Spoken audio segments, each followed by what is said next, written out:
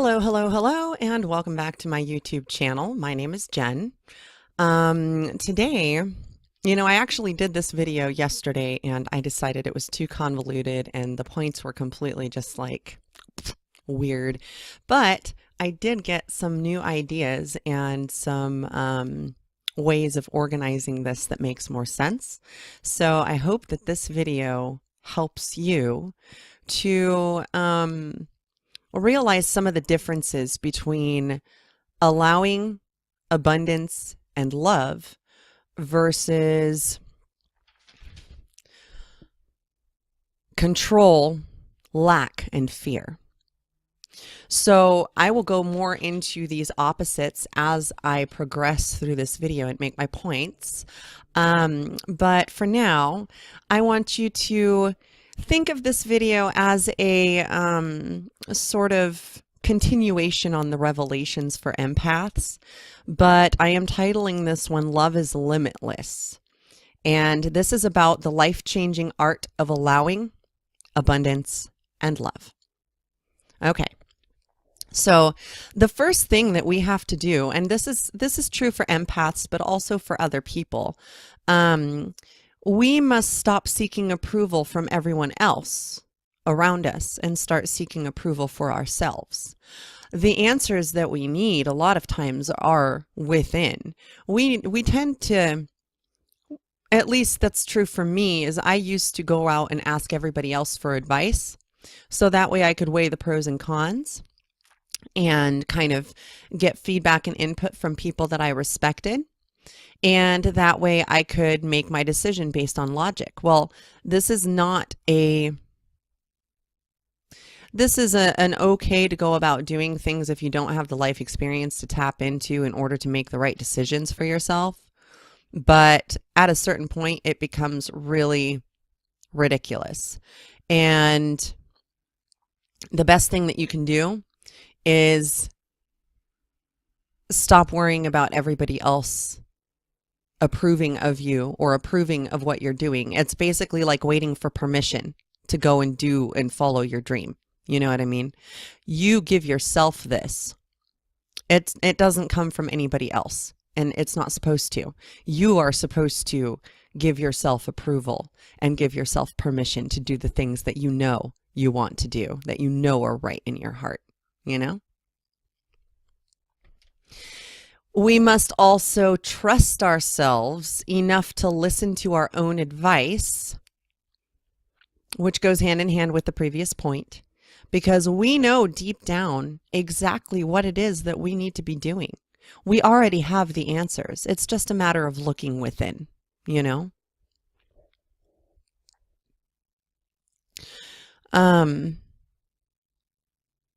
Looking within can be a little scary sometimes, a little intimidating,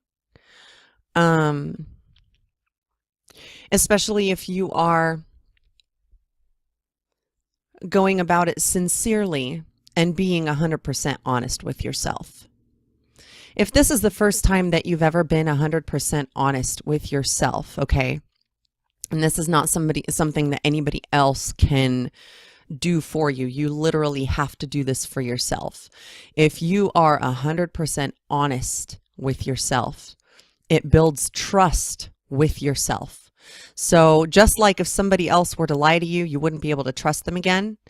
If you are not being honest with yourself and you are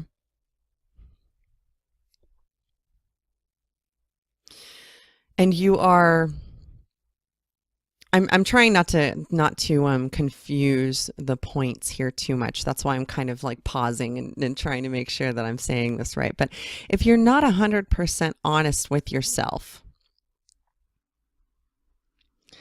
then you can't establish the trust, you can't gain the acceptance of yourself, and you can't build a solid foundation for yourself and for your self-worth. These are things that are more discovered than achieved, but in order to get there, you have to kind of dig your way through all of the ego ego crap that your mind, your ego has built for you that you thought was true. I mean, a lot of times when we start going through something like this and we start waking up and we start really evaluating our own worth and realizing, wow, I deserve so much better. And it's not about money. You know what I mean? That's a secondary thing. When you start going on this journey and you start realizing that you deserve better, it typically has nothing to do with any finances. It typically has it has more to do with quality of life and the way that you want to live your life. Now, as far as finances are concerned, finances are a good tool. And what money means to most people, what people don't kind of understand about money, is that it's not a quote unquote evil necessity. What it is a representation of is personal freedom, because you can do a lot more with money than you can without, right? So when we're looking at ourselves honestly, it typically doesn't have anything to do with the surface stuff. And the reason why money is such a trigger for me is because that's kind of my whole life. Gifts and things have been held over my head. Anytime I've received a gift, it's really been, especially anything big, it's been held over my head and lorded over me. And you owe me because I gave you this or I did this for you. So I really don't enjoy. I had a lot of I've had a lot of negative emotions to work through as far as my relationship to money. But when you begin working through it, you begin to realize your worth underneath that, if that makes sense. Like the layers beyond the superficial, the layers beyond just your physical and financial needs. One of the reasons why it's so challenging, I guess, for a lot of people to begin doing the inner work is because it's not obviously presented to us in a way that we perceive with our physical senses. And what I mean is we are out of sight, out of mind, unconscious of ourselves when we haven't woken up yet or haven't done any inner work. So if we are not aware of our inner landscape already, and becoming aware of it is the first step. And if you do this process organically, it might take a while before you actually, go within and achieve the things that you want to achieve within. However, recognizing and seeing ourselves without seeing the physical aspect of ourselves in order to do so is very, very crucial in order for any kind of waking up process or self-worth realization to take place. So now I would like to talk about, in the title, right? The life-changing art of allowing, abundance, and love. So I'm going to take a quick breather here for a second, but I'm going to be right back. And I'm going to talk about the opposite of allowing and the opposite of abundance. All right. So the next point, I guess, is that the opposite of allowing is control. This is what the great leaders and prophets were talking about when they meant surrender. Okay. Allowing is surrender. You're surrendering to allowing the process of life and the way that it unfolds for you to happen without resisting. Because whatever you resist persists. You can see it with the cycles of drama that happen, okay? Two people maybe trigger each other and then there's months and months and months of fighting because instead of taking some time away, instead of taking a step back, a lot of times people will continue fighting. And this is very, very, very challenging to remember in the moment unless you have been doing inner work already. Sometimes it is really, literally best to just let go and allow what is going to be to be. Because really, typically speaking, it's not nearly as bad as what you think it's going to be, because we're making assumptions and predictions based on our past experiences. Well, if we would like a new experience, then we cannot draw from past experiences in order to predict the future. You know what I mean? That whole thing about history repeating itself is only true if you believe it's true. And yes, sometimes it can be, you know, very true, especially as far as the collective is concerned, because you have a conglomeration of people who are doing inner work and people who are not doing inner work. And typically the people who choose to learn the life lessons from their experiences don't repeat the same things over and over and over again, you know? One good example is that if you've been in an abusive relationship of any kind, right? Typically speaking, victims of domestic violence come from broken homes, come from abusive homes, and they will repeat the cycle over and over and over again until we decide for ourselves to be fearless and to not let that fear run us, to not let it control us, right? That's a whole other video topic, but I do talk about some of my experiences with domestic violence, some of the cycle of abuse aspects, and how you can begin to heal yourself after some trauma like that, because you don't want to repeat those kinds of relationships, you know? I personally, I would rather be alone than be with someone who treats me like shit. So, but being alone takes confidence. It takes self-respect, and it takes self-aware, you know, kind of knowing that you're worthy of better than settling for the next best thing that comes along that looks pretty on the outside, but really is a hot mess on the inside. You know what I mean? Okay. So that being said, also along the lines of the opposite of allowing is control. And this is where it gets real interesting. Allowing turns your focus inward to yourself, right? To your emotions and your inner landscape. While control turns your focus toward everyone else, making them easy scapegoats for everything you have manifested by default because you haven't been paying attention. This is a very difficult truth to swallow if you have never been honest with yourself. You manifest everything into your life. I've manifested all of this around me right now. I've manifested a lot of things. The important thing to note about what's around me is that right now it is minimal and it doesn't matter. And what's really important about my current manifestation is the supportive people that are in it, okay, versus the completely toxic environment I came from. So this is a manifestation of me wanting to better my life. Now, on one hand, it looks like everything is falling apart because technically speaking, I'm homeless. But technically speaking, I have been homeless for the last 7 years of my life because I have been at the mercy of other people controlling the finances. And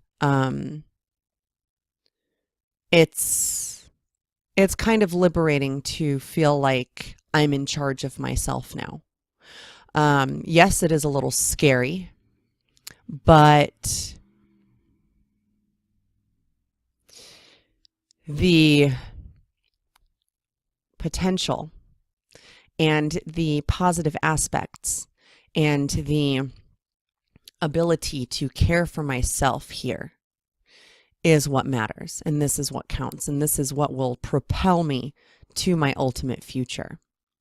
Now, or my ultimate present, I should say, because that's all that ever matters is the now, right? So what am I doing right now toward my goals? I'm recording this video. I've been analyzing myself. I've been doing a lot of spiritual evaluation of myself. And I will continue to record videos about my progress and what I learn, and this is part of my work. This is just a part of it. So remember that the opposite of allowing is control. If you feel the need to control things that are out of your control, right? And you should definitely develop your discernment in telling the difference, right? The serenity prayer comes in very, very handy here. But if you are looking at giving up control, it is first time to notice what you are trying to control that is outside of yourself.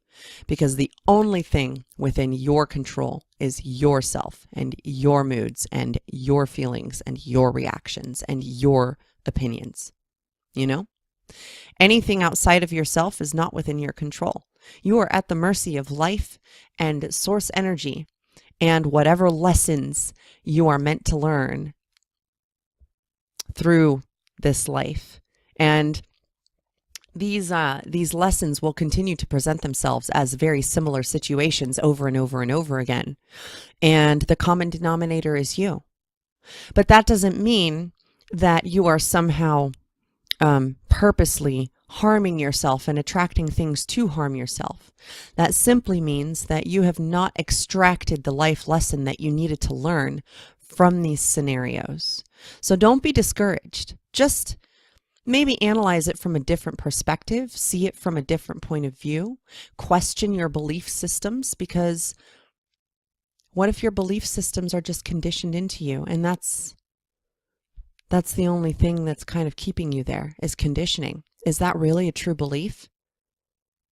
Is that really true faith through conditioning?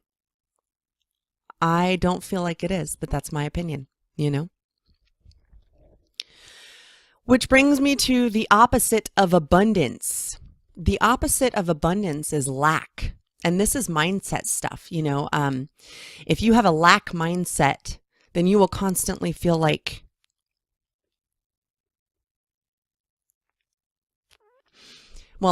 if you're in a lack mindset, first of all, you have yet to take responsibility for your part in manifesting the life that you see around you. Because we live in an echo. Our physical reality is an echo of what we have thought and felt. And through our thoughts and feelings is how we manifest our physical reality. Now, this is true on an individual basis as well as on a collective conscious basis. Everything that we see in the world, all the hardship, all the struggle, all the horrible, horrible things, these are caused by collective emotional baggage. Believe it or not, because emotions are energy, and that energy has to go somewhere.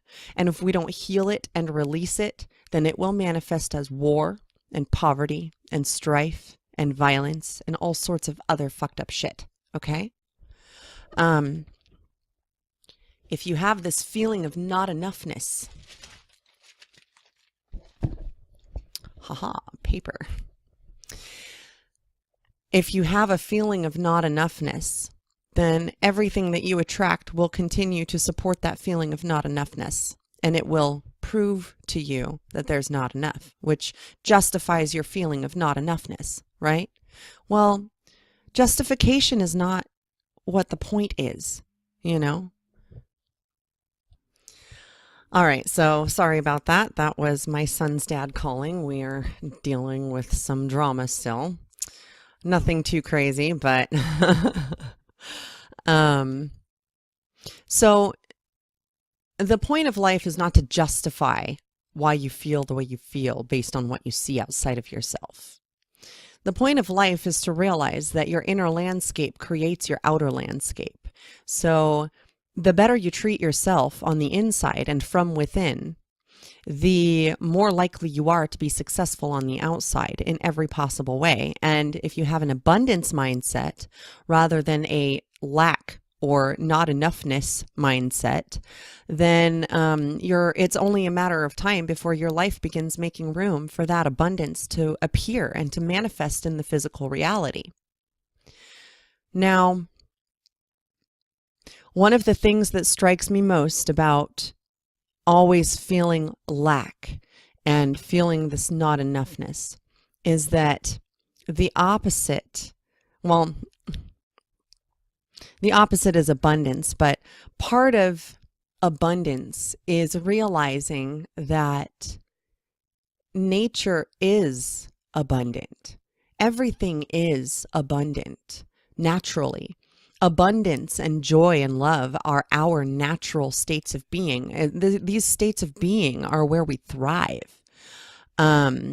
Whereas if we're constantly in fear and lack and worry, then we essentially push ourselves down and beat ourselves down and continue to do so.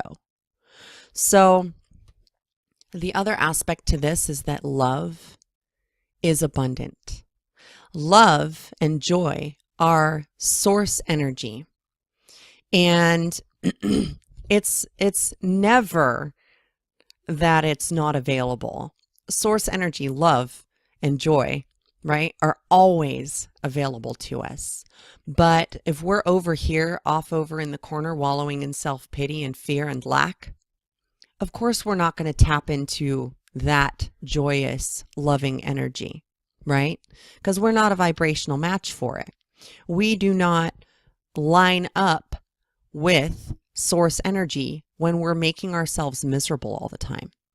So therefore, there is never a shortage of love or joy. It is merely that we kind of restrict the flow of these emotions when we are in a state of lack and negativity and negative thought patterns.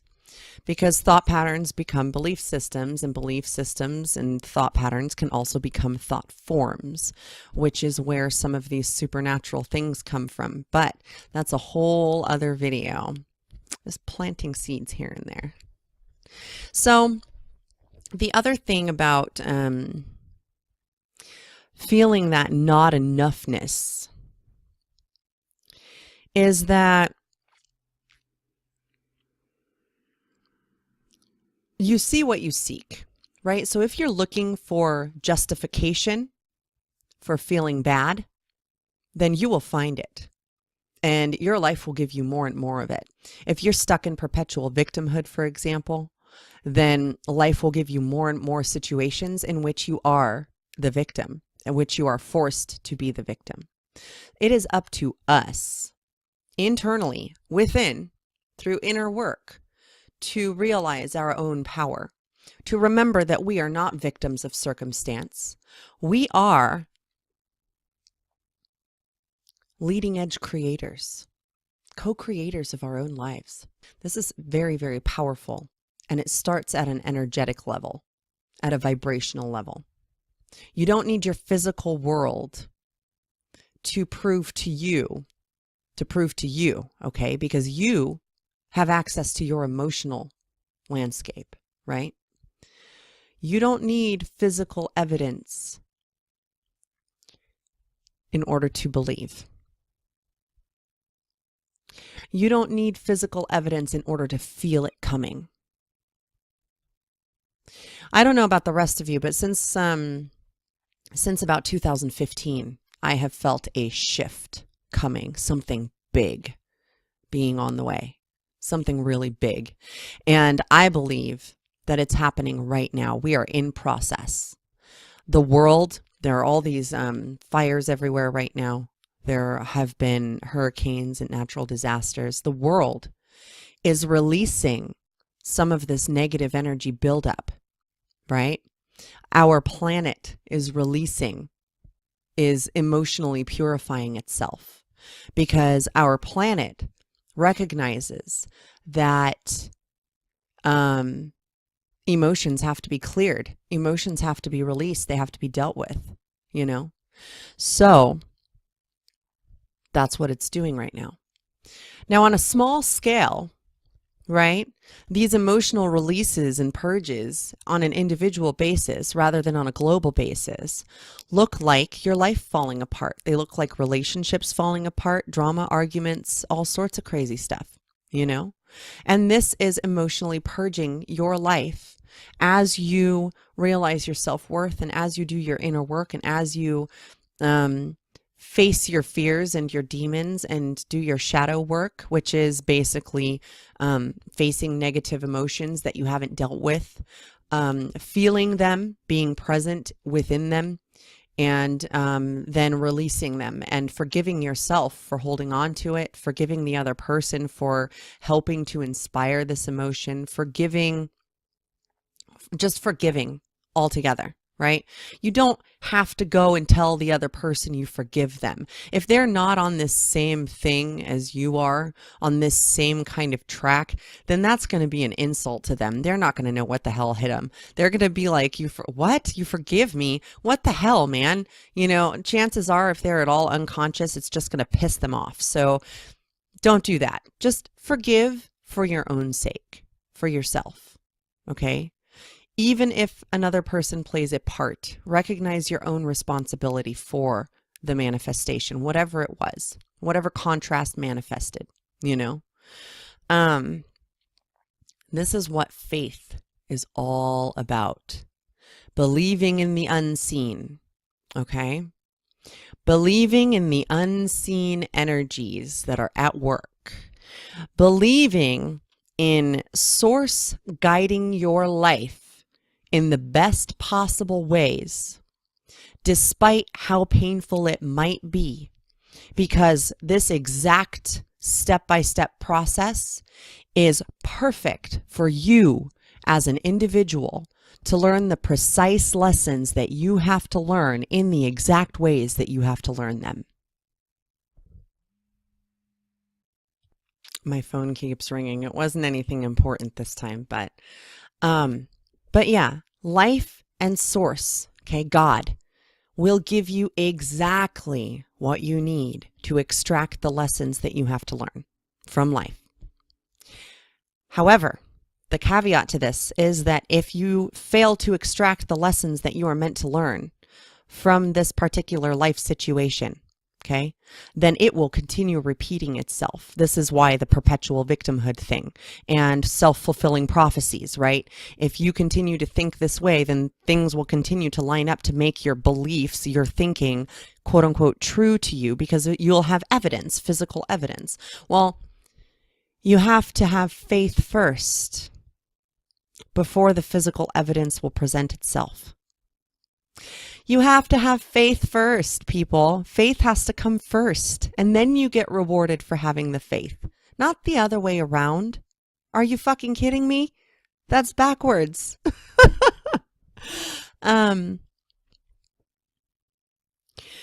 Having faith in whatever it is that allows you to tap into that feeling of love and abundance more often than not,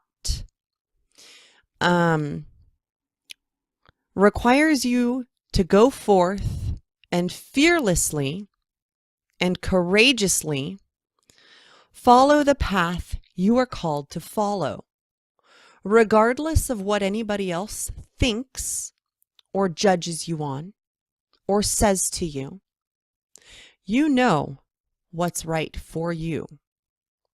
And as long as you keep worrying about what other people might think or what an organized religion might have to say about it, because remember, many of these prophets were not necessarily of the religion that they created, which that wasn't the point.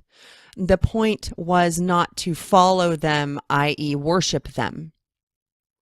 The point was to follow their example of love and of alchemically transmuting negative fear energy into positive love energy.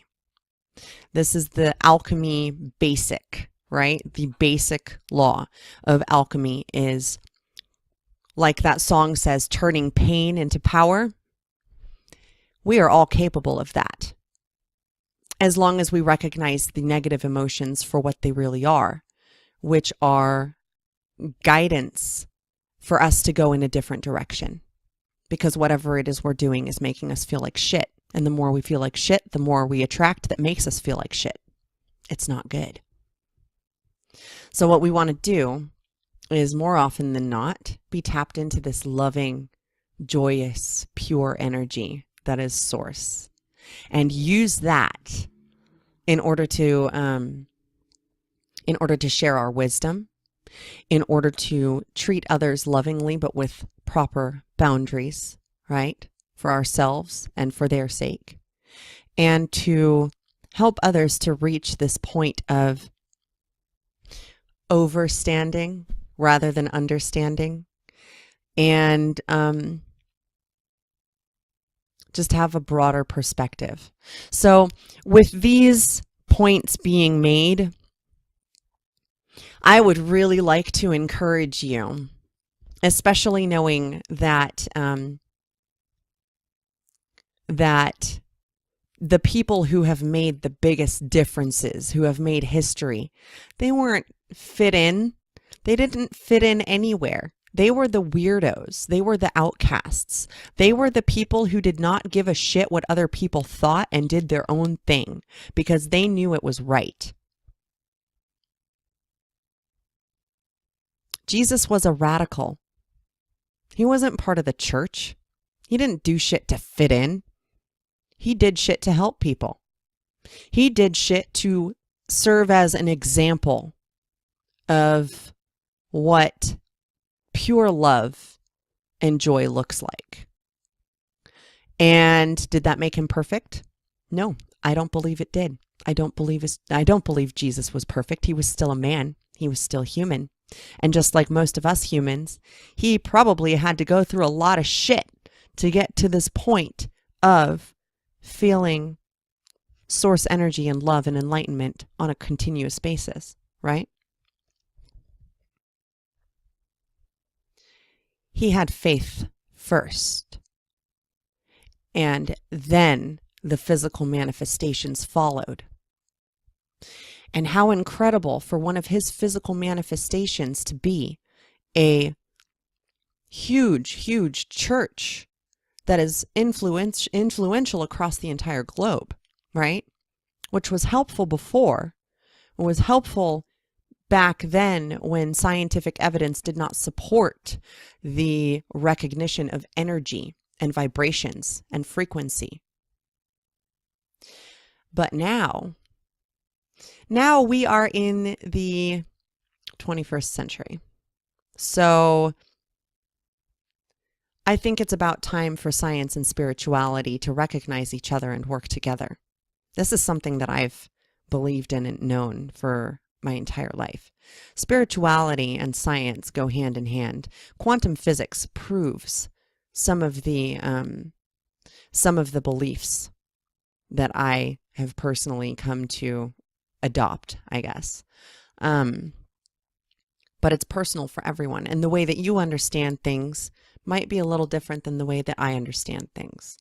So now I plan on doing another video because I have a history with organized religion. I am a recovering Catholic. But I have to plan that out first. So I just kind of wanted to throw a little bit of that out there, kind of to illustrate along the lines of which I'm thinking. But in the meantime, I would like you to start trying to put your faith first. Have faith first, and then look for the evidence. And you have to have faith in a prolonged manner, okay? You can't just have faith for a day or two. Don't put a time limit on it. Just trust the process, because life and source are notorious for making miracles happen. Whether you choose to recognize them as miracles or not doesn't matter. Miracles happen every day. And in order to help those miracles along, you have to have faith first. Not to mention, you also have to be fearless, and you got to be a little bit of a rebel. You know, you can't be a conformist and make changes in the world. You can't be a conformist and discover your own truth. You can't be a conformist and living in a fear and lack-based society and expect to be successful in anything or abundant. So I want you to go forth, do your thing, but be fearless and have faith and do what you know is right, what you know is proper, as long as it doesn't harm another person, right? I'm not condoning anything like that. That's not okay. But do what you know is right and what your calling is. And if it requires you to be a little bit rebellious, then don't worry about what the sheeple have to say. Okay? The sheeple are none of your fucking business. If they want to choose to stay stuck in that fear-based, lack-based reality that they're living in and blame it on everybody else, then that's their problem. That's not your responsibility. Your responsibility is to you. Your responsibility is to live your best life. Not fit in a mold somebody else created for you. Your best life. Okay? Oh, and not fit in a mold that you created for yourself because you saw something you didn't like and decided that you were going to be opposite of everything that person was or that thing was or that experience was, So be fearless. Transmute your negative energies into positive lessons. This is the most beneficial way for me personally that I have found to make my life better and to create the life of my dreams, is take whatever crappy, horrible, insane experiences I have and extract the positive lessons. And this is why I'm sharing them with you. So hopefully that helps you guys. Hopefully you begin to realize your own worth, because you are worthy and you deserve much better. You are a fantastic human being. You are an eternal being first. You're an eternal being having a human experience. And why not have a fantastic human experience? Why create more suffering when you could be creating the healing that will lead to everyone thriving, So this is part of my work. I hope that you make it part of yours as well, because we are all much, much stronger together. And yeah, I'll see you in the next video. I hope you have a fantastic week. Thanks so much for watching.